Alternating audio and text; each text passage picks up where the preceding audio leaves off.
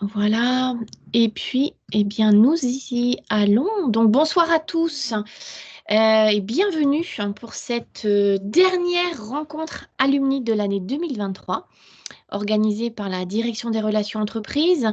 Donc, pour les nouveaux venus, comme chaque mercredi soir, on vous retrouve pour partager un moment de convivialité avec un diplômé pour parler de son parcours, de son métier. Voilà, cet échange, c'est vraiment en toute convivialité. Donc, n'hésitez pas à ouvrir vos caméras si vous le pouvez. C'est beaucoup plus agréable pour notre invité. Si vous souhaitez intervenir à un moment donné, poser une question, n'hésitez pas. Vous levez simplement la main. On vous donnera la parole. Voilà. Et puis, ce soir, à mes côtés, pour animer cette rencontre, j'ai la chance d'avoir Aude Guerton, qui est Talent Manager à l'EFA Paris. Bonsoir, Aude. Et nous accueillons Laurine Baldacchino, qui est diplômée de la promotion 2018 de l'EFAP Shanghai en spécialisation luxe et qui travaille dans la belle maison Chanel actuellement. Bonsoir Laurine, merci d'être avec nous ce soir. Voilà, donc je vais laisser Aude un petit peu commencer et puis voilà, je suis là en soutien.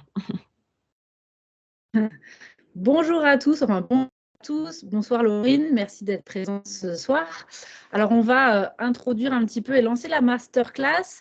Moi j'ai une petite question pour débuter. Est-ce que vous pouvez nous expliquer un petit peu rapidement comment vous êtes arrivé à l'EFAP, comment vous avez découvert l'EFAP et du coup ce que vous avez fait à l'EFAP jusqu'à votre diplomation? Alors déjà, merci pour l'invitation. Du coup, j'ai pas rebondi tout à l'heure, mais c'est très sympa d'avoir ces moments d'échange comme ça.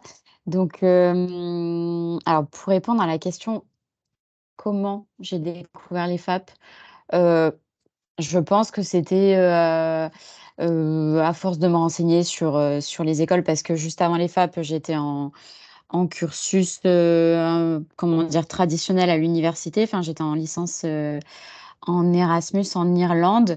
Enfin, je faisais du business et du marketing, et c'est vrai que je voulais vraiment me spécialiser davantage en communication et surtout en relations presse.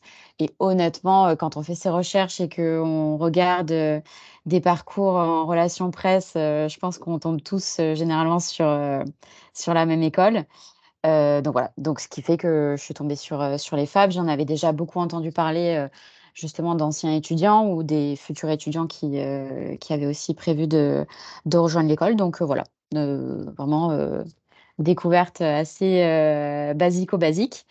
Et ensuite, donc voilà, donc j'ai intégré les FAP en 4e année, donc en master 1 à Paris. Et donc là, j'ai fait toute l'année à Paris, voilà, le cursus traditionnel avec un stage en agence de relations presse à la fin pour valider l'année. Et ensuite, voilà, bon, je pense que je crois que c'était la 2e année pour Shanghai, quand, au moment où moi voilà, je voulais partir à Shanghai. Donc c'était encore des petites classes. Enfin, on n'était pas très nombreux à vouloir aller à Shanghai, mais ce qui était très intéressant, parce que c'est vrai que du coup, ça rendait l'expérience encore plus exclusive. Donc voilà, donc j'ai fait l'EM1 à Paris, l'EM2 à Shanghai en partenariat avec l'ESCA. Année extrêmement riche.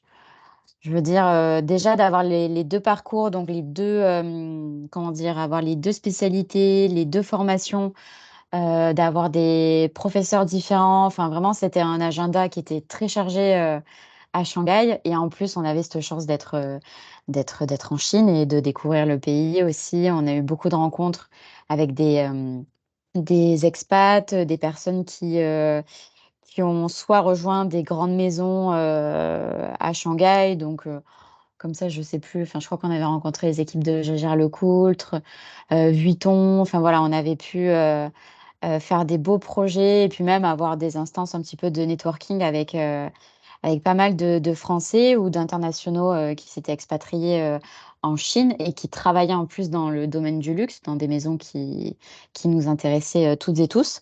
Donc, année très, très riche. Enfin, vraiment, s'il faut le recommander, je suis ambassadrice à 1000%, parce que c'est extrêmement formateur sur tous les plans. Je dirais autant pro d'un point de vue voilà, études, et puis aussi pour rencontrer des personnes avec des backgrounds super intéressants, et autant sur le plan plus perso, parce que c'est toujours enrichissant d'être à l'autre bout du monde et voilà, de découvrir un nouveau pays, une nouvelle culture. En plus, la culture chinoise, pour le coup, c'est vrai qu'il y avait beaucoup à apprendre pour nous, d'un point de vue, voilà, consommateur, client du luxe, habitudes de consommation, tendances, et cetera. Donc, je veux dire, je pense qu'on en a pris, plein les yeux, pendant 1 an. Donc voilà. Donc je très, très riche. Super. Du coup, Laurine, vous réalisez votre stage de fin d'études dans la maison Guerlain. Alors, parlez-nous un petit peu voilà, du process de recrutement, comment ça s'est passé et de cette expérience de stage de 6 mois de fin d'études.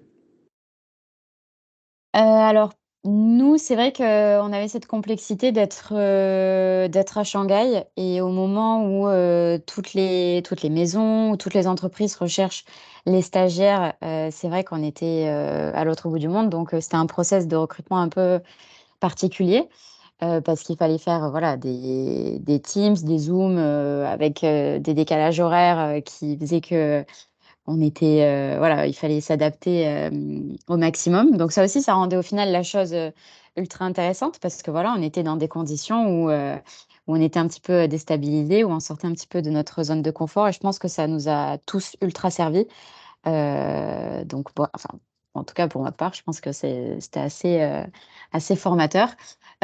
Process de recrutement assez, voilà, en passant par les plateformes RH des différentes maisons. Donc pour Guerlain, c'était à travers, la plateforme LVMH, et ensuite au final, j'ai rejoint la maison, une fois que je suis rentrée en France. Enfin, j'ai juste passé un dernier entretien qui était un peu l'entretien de validation finale, juste pour s'assurer qu'on est raccord, parce qu'on avait fait tous les entretiens, du coup par Zoom à chaque fois.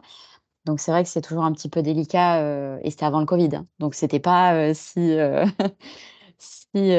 comment dire? On faisait beaucoup de Zoom, mais bon, c'était un petit peu déstabilisant, surtout, pour, pour un recrutement. Et donc, voilà, et donc, plusieurs entretiens par Zoom, un dernier entretien final, en face à face à Paris. Et puis au final, c'est vrai que je pense que d'avoir eu cette expérience en Chine, c'est quand même un gros plus, pour les recruteurs, parce que ça montre qu'on est très ouvert d'esprit, qu'on aime bien sortir à nouveau de sa zone de confort, d'aller à l'autre bout du monde, en Chine. Bon, même si c'est encadré, avec les FAP, l'ESCA, avec une classe ou plusieurs classes, je ne sais pas aujourd'hui. Mais, mais quand même, c'est un gros point sur le CV. Ça en dit quand même pas mal sur la personnalité de la personne en question, je trouve. Donc c'est vrai que souvent, les questions qu'on me posait, c'était, vraiment ciblé sur: «Et en ce moment en Chine, qu'est-ce que vous êtes en train de vivre, et comment vous voyez l'industrie du luxe là-bas?» Donc c'est vrai qu'au final, je me suis rendu compte que même s'il y avait, mon expérience d'avant, le fait d'être en Chine, avec, ce double diplôme, EFA-PESCA, ça a quand même, pas mal joué dans les discussions, et du coup dans le recrutement. Donc, voilà, et donc ce qui fait que j'ai rejoint, la maison Guerlain, à mon retour, en France, directement. On a Camille qui a levé la main. Camille, vous êtes Oui, bonjour. étudiante à l'EFAGE en première année à Lille, c'est ça? Non, du tout, en troisième Allez. année. Troisième année, d'accord. Ah bah c'est Je pas suis à un jour, non. peu plus avancée. Non, il n'y a pas de souci. Moi, je suis Euh, informaticien. J'avais une petite question. Concernant votre stage, du coup, vous avez choisi de le faire en France, mais il était possible de le faire en Chine. Est-ce que c'est un choix personnel ou c'est autre? C'est un mélange de choix personnels, et puis, surtout, d'un point de vue, comment dire? Organisation. C'est ce qui s'est avéré dans mon cas, je parle, Mhm. plus, comment dire? Plus pratique, parce qu'on a des personnes de notre, enfin dans ma promo, qui ont fait leur stage en Chine. Mhm. Je crois que c'était en plus dans des grandes maisons, hein. Il y en avait chez Hermès, chez Moët, enfin je veux dire, vraiment dans des très belles maisons. C'est juste que voilà, c'est des conditions qui sont un petit peu différentes des stages, en France. Plus voilà, sur la partie, rémunération, organisation, mission et cetera. Voilà, je pense qu'il y avait juste ça où en fait, je pense qu'on a tous eu la liberté de choisir si on voulait rester en Chine Mm. ou trouver une expérience ailleurs, que ce soit en France ou ailleurs dans le monde. Mhm. Et après, voilà, il s'est avéré que moi, ça s'est concrétisé avec Guerlain. Mais il y en a plein d'autres ouais, qui ont fait leur stage en Chine. Aussi en agence événementielle aussi. Enfin, celle à qui je pense, elle est toujours en Chine d'ailleurs. Elle a fait sa vie là-bas. Vraiment. Donc voilà. Donc ça a ouvert plein d'opportunités et je pense qu'après, voilà. C'est. Je sais pas d'où vient le bruit. Hop. Je me suis permise de désactiver le micro de là où Vous il avez bien. s'allumait. Mais voilà, donc clairement, il y avait les 2 possibilités, hein, stage en Chine ou rentrer en France ou aller ailleurs. Mais voilà, c'est après voilà, ça se joue à l'opportunité avec quel employeur ça se concrétise. Donc si j'avais eu quelque chose qui s'était concrétisé en Chine, je pense que je serais Mm. restée en Chine aussi. Mmh. D'accord, je comprends, ça dépend des opportunités. Et juste une autre question. Concernant du coup là-bas, vous avez fait l'école du coup en partenariat avec l'ESCA. Est-ce qu'il y avait un campus sur place, sur le logement? Ça se passait comment? Campus, c'est-à-dire avec des, comment dire? Pour, tout ce qui est logement, équipement ou quoi? Alors non, alors je sais pas si ça a changé, hein, je dis vraiment, ça, en 2018. Nous, les locaux, de l'ESCA étaient basés dans les mêmes locaux que l'Alliance française, dans un quartier, très sympa de Shanghai. Je sais pas si c'est toujours le cas, aujourd'hui. Et donc en fait, c'est tout un étage, qui était, dédié à l'ESCA.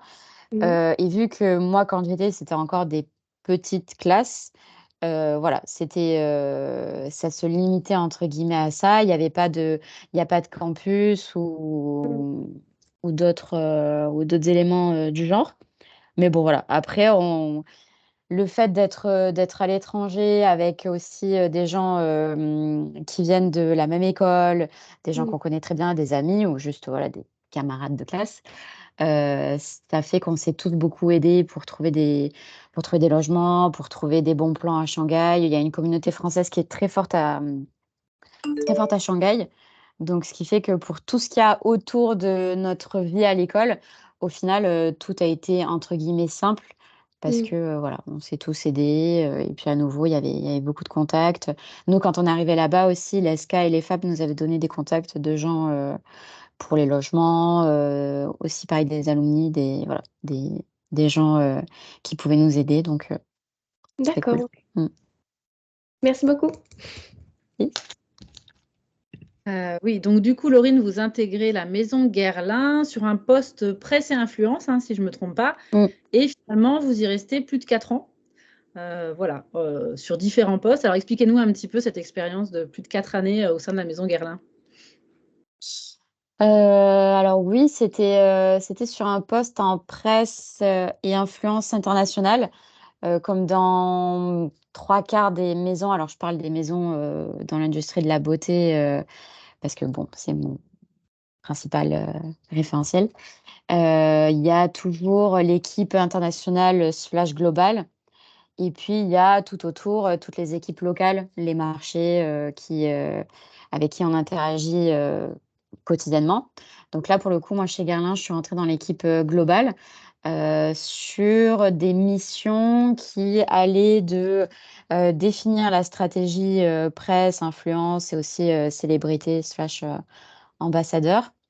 Que de faire de la coordination auprès de toutes les équipes locales pour s'assurer que toute la stratégie a bien été intégrée, que pour eux c'est clair, qu'en local, ils pourront l'adapter de telle ou telle manière. Donc ça, c'était comment dire? Les 2 gros pans de mes missions chez Guerlain et tout autour, en fait, il y avait plein d'autres missions, comme, réaliser tous les événements presse influence que Guerlain pouvait organiser. Donc c'était